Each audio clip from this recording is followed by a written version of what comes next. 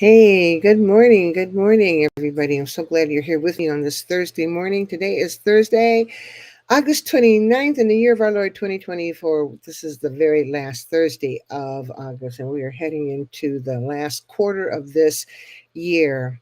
The days are getting shorter, which I hate, and the leaves are falling off the trees, which I also hate. But I'm also grateful that I and you have made it to this far because it's not promised that any of us will get from year to year, from season to season. And so this is a good thing, even though heading into fall is not my favorite thing at all. But good morning. You are with me, my Reverend Susan Smith. This is Thursday morning, a reading from my book, Rest for the Justice Seeking Soul. Although I don't read from it very often, I say the title of it so that you might be encouraged to buy it.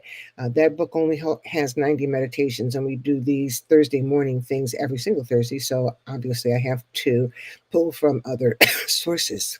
And I write a Tuesday meditation every single Tuesday and send it out to people who are on a distribution list, people who have said that they want to be a part of the distribution list. And so I say that to say that if you want to be on the list, just send me your email address, crazyfaith2019 at gmail.com, and I will put your name on the list and you will get a meditation every single Tuesday. I never miss. I never miss. Sometimes I miss these Thursday morning events, but Tuesdays I never miss. So I hope that you will join the family, the Rest for the Justice Seeking Soul family, and I hope that you will lend your prayers and support to like us on our YouTube page and like us wherever you see us. Just like us and support us, and whisper a prayer that we can get a second edition of these meditations for those who are interested.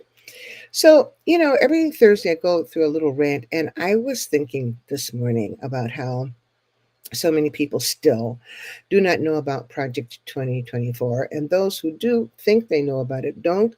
Many of them don't really understand the implications of what's going on. And I wanted to just make you think about something. Um, one of the rights that we have in this country is the right to protest, peaceful assembly, the right of peaceful assembly. And it has been one of the tools that we have used when we have been angry or upset or just, sick and tired of being sick and tired, like Fannie Lou Hamer said, just, can you somebody just listen to us? And it is a tool in democracy that people use, and people all around the world have imitated what we do in this country based on the Bill of Rights and the First Amendment, where it says we have the right of peaceful assembly. But if Project 2025 is put into motion, or more into motion than it already has been, there are certain things that we are not going to be able to do. And one of those things is peaceful assembly. What the Project 2025 authors want is for the unitary executive, the person at the top, who they want to have complete power. They want that person to have the power to send the military in to shut down, to fire on American citizens when there is a protest. They want that. And they want it so that the police officers or National Guard or whomever the unitary executive assigns can do that and get away with it with no accountability. Now, we think we're mad now when we take to the streets when there's been a state sanctioned murder like of Sandra Bland or George Floyd. We've been angry. And so we've taken to the streets because you need to get that energy out. But if these people have their way, we're not going to be able to do that. That is an infringement on a right that we have all enjoyed. Some people are not thinking about that. I don't know what people think about. Maybe people think we're being hyperbolic, but it's all written down. And they say with their own mouths that that's what they want. They want a unitary um, executive, and they want to keep law and order. Now, for me, the term law and order is a euphemism, which means keep Black people in line, keep them under control. The former president did say that, what this country needs to do is dominate the people who are making protests. They want us all to stay in our place. The place that they have designated is our place, and they don't want us to speak up, and they don't want us to push back, and they don't want us to protest.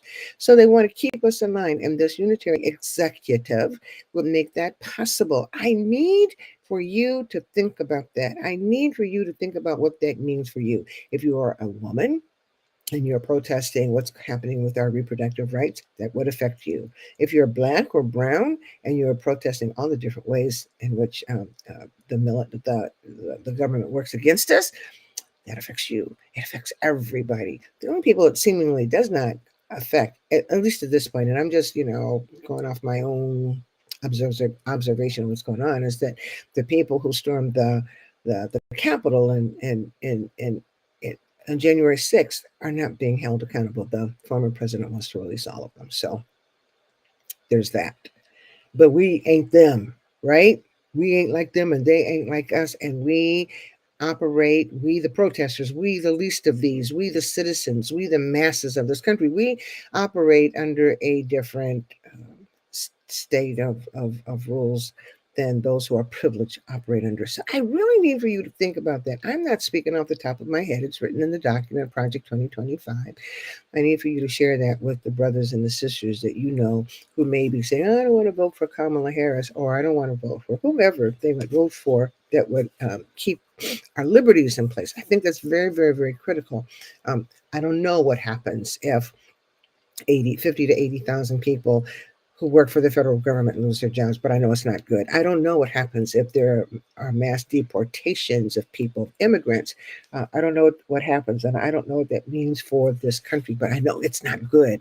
So I need for you to think about that. I need for you to think about how what Project 2025 is proposing is for there to be a unitary executive that has total control over what happens in this country. There'd be a House and a Senate, yes, but at the end of the day, the executive person, the person in the presidency, would have complete power. And listen, these people are intent on making this stuff happen. If the former president wins or if he doesn't win, it doesn't matter, because they have a plan in place. They are really serious about turning this country from a democratic republic into a fascist or authoritarian state.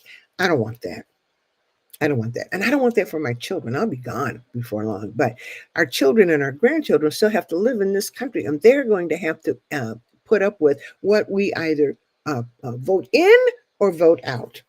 You hear what I'm saying? That's how important this is. And these people say, and they're very cool and they're very calm, we're going to get this done. We're going to get this done. And if the former president doesn't win, it doesn't really matter in one regard, because the system that they're trying to change, that movement, those works are already in place and are moving. So we have to know that. And then if we get people in office who protect our rights, then we have to work to hold them accountable. We can't just vote and then sit down. We have to vote and then work even harder. Democracy is work, just like being a Christian is work. We have to do things that will help us protect ourselves and protect the children who are yet to come. We have to do all of that. And everybody has something that he or she can do. So I just wanted to share that with you, because the thought of these very wealthy people running, I think that, some people who can be in the executive branch can be manipulated and controlled by the big money. And I think that that's a real big possibility here. Many people want to keep their money. They want to keep their power. So they don't care about us. They don't care about us. You hear what I'm saying? They don't really care about us. Michael Jackson sang that song. They don't really care about us. They want our labor. They want our labor, and they want us to work for them for pittance. You hear what I'm saying? So they can get wealthier and wealthier and wealthier, while the masses suffer more and more and more and more. There is no need for there to be poverty in this country like there is. There is no need for anybody to be homeless or hungry. But the people in power have so much money and are working at our behest, at our backs, at our peril. They are working to keep their money, increase their money, and to heck with all the rest of us. Y'all hear me? Do you hear me? Do you hear me? Do you hear me?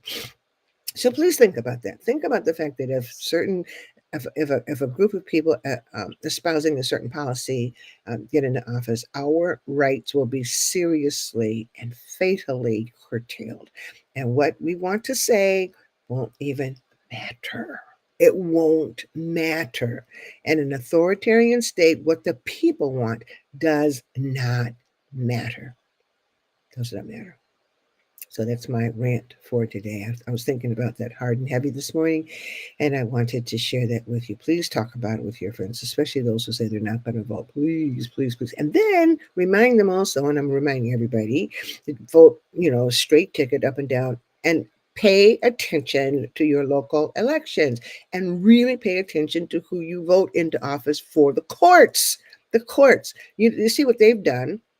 They have stacked the court, the Supreme Court, so that if they can just get into the Supreme Court, whatever it is, they think that they can get through, get over, and get around anything that they need to do. And that puts everybody else at a disadvantage. Pay attention, pay attention, pay attention. The courts matter. Local elections matter. Who you vote for as your senator or state senator or state representative matter. Who you vote for to be on city council, who you vote for to be on a school board, all of that matters. So it's not a whole great big old thing, y'all, to register to vote and then go to vote, right? It's not, you don't have to pick up no bricks, and you don't have to shovel no soil and dig holes. You don't have to do that. You just have to fill out the document, send it in or take it in, and then vote. That's step one. And then step two, we get people together, we organize, and then mobilize so that we can get people to hold officers, people in office accountable. Accountable. That's part B of the voting process, and we don't really talk about it, and we certainly don't do it. So that's it for me on my rant for today. This morning, I am reading the meditation that I sent out this past Tuesday, and it's called Poverty, God, and Finding Our Authentic Selves. I woke up this morning, was actually Tuesday morning, remembering an experience that happened years ago when I was a reporter living in Port Arthur, Texas. On this particular day, it was after 6 p.m., and I was leaving the newspaper later than usual because we had been working on a breaking story. And I didn't have anything to eat at my house, so I decided to go to the small grocery store that was across the street from the building to pick something up. The store wasn't crowded, which suited me fine because I was tired, and I just wanted to get my little items and pay for them without having to stand in a long line and go home. But as I was walking around or walking toward the cashier, I noticed a little girl, and she really was little. She saw me glance toward her, and I smiled, but she didn't smile back. She had a few items in her hands, but instead of going toward the cashier, she began walking toward the door boldly. She was just walking toward the door. And for some reason, I followed her and asked her if she needed any help. Her eyes filled with tears. I think she was afraid that I was going to, go tell the store people that she was trying to walk out with stuff, as if people wouldn't have seen her. But she said, with her eyes filled with tears, she said, "I don't have any money, but I had to come to get something for my grandma to eat. She's sick and doesn't have anything to eat." Well, that kind of took me aback. I told her I'd paid for the items, and I asked her to follow me. And after I paid, she said thank you very quietly and politely and started walking toward the door. I walked behind her, and she turned to the left, and I turned to the right and headed toward my parked car. I have to say, we picked up a couple more items before we went to the cashier because she said her grandma didn't have any food, so we had to get some more stuff. And I, thinking that this is settled. I've gotten her these items. We've paid for them, and she's going to go her way. I'm going to go my way. I began driving away, and I noticed that she was still walking, and it was dark already. And she was so little. She was so little. So I called out to her. I rolled my window down. I called out to her, and I asked her if she wanted a ride. And she says, "Grandma said not to talk to strangers." And I giggled. And I said, "Well, we've already been talking. Let me take you home, and I'll say something to your grandma if it looks like you're going to get in trouble." So she began walking toward me. She kind of hesitated. And then she decided that getting a ride was better than walking home with the items. As she gave me the directions to our house, I found myself gasping internally. We had driven about a mile when I asked her, are we going? Are you sure we're going the right way?" "Yes," she said quietly. "We're almost there." She asked me if I'd come inside with her, because it really was about a mile and a little bit more. It was a long way from the store. She asked me if I'd come inside with her, and I said okay. But as soon as I walked in, I was met with the smells of old age and sickness. There was only one light on, but despite that, I could see bugs, roaches, crawling around everywhere. I followed her to her grandmother's room where the elderly woman was lying down. She had sad brown eyes, and her face was gaunt. She was terribly thin, and winced as she tried to readjust to see her granddaughter and the stranger who were both at her bedside. So I knew she was in pain. I tried to keep myself together as I noticed the roaches were everywhere, including her bed. They were crawling over her, invading the only space it seemed she could claim as her own. Her granddaughter told her my name and how I had helped her at the store, and the woman stretched out a hand, which I grabbed. "Thank you," she said, in barely a whisper. She told her granddaughter to put the items in the kitchen, and I followed her. And again, the filth really nauseated me. There were roaches everywhere, in the sink, in the stove, in the refrigerator. While I was repulsed, the little girl acted like nothing was wrong. This was poverty like I had never seen before. I stayed for a while, but would not sit down because of the roaches. The elderly woman understood after I remained standing, even though she'd invited me to sit. I was able to find out a little about her life and why she was in the state she was in. She had very little money coming from the government.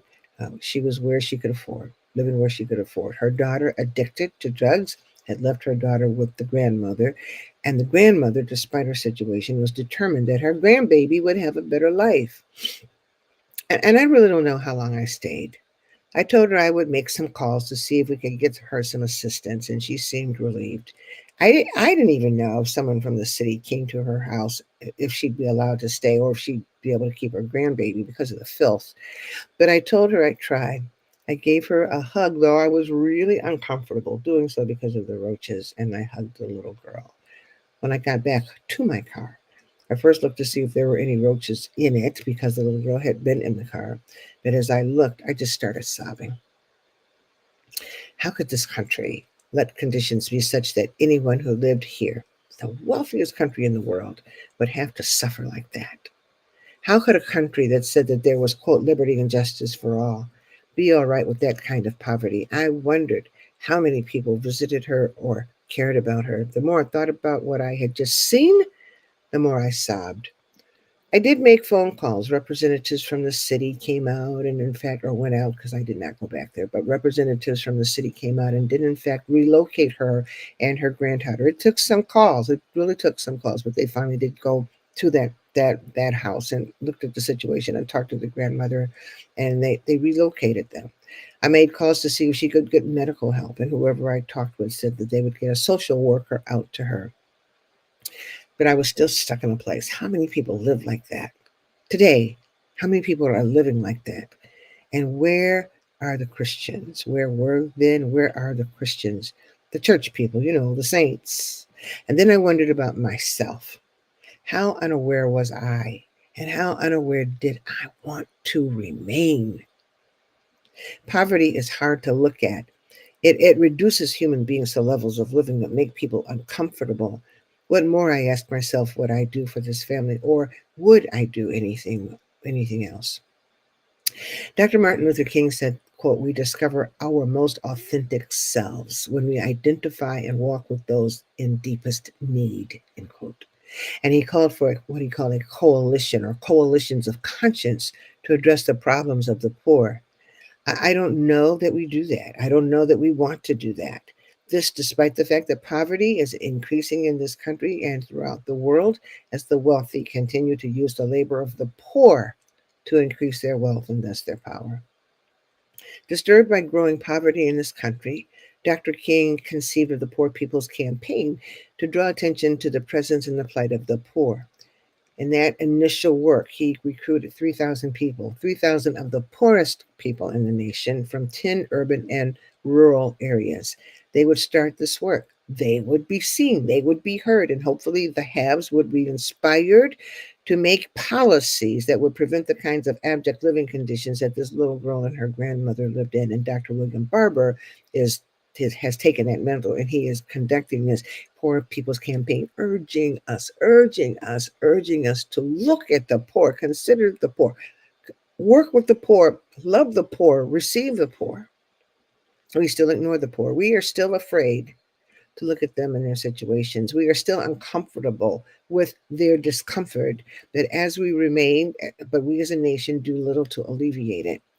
If we pause today and think about how we regard really the least of these, we will, as Dr. King said, quote, discover our authentic selves, end quote. In the search, some will find that their authentic self reaches out to the marginalized, that unfortunately there will be those who find that there is nothing in them that wants to see poverty and work against it. In my musings Tuesday morning, I realized again that but for the grace of God, any of us could find ourselves in the family of the poor, the entire family of the poor. Though we might not like the outcome, it perhaps behooves us all to meditate on where we are as concerns the poor and be willing to see our authentic selves. If we are not where we want to be or where we think we should be, maybe in this time, when so much is uncertain in our country and in our world, take some time to ask God what we must do to change so that we hear, we see, and we care about the desperately poor. Amen and amen. So that is the meditation for this day. I hope that you'll think about it. I hope that you will, because so many people are so in need. And those of us who are able to work with them, to work against the poverty, the policies, or the get the people out of office who make the policies that cause and maintain poverty. That's what we can do. That's part of the work of democracy, and that's part of the work of being a Christian. I hope that we will think about that, um, meditate on that, because you know what? This is a critical time. And in this whole struggle, every single person is needed, and every single person matters. Y'all take care. I'll see you next week. Bye bye.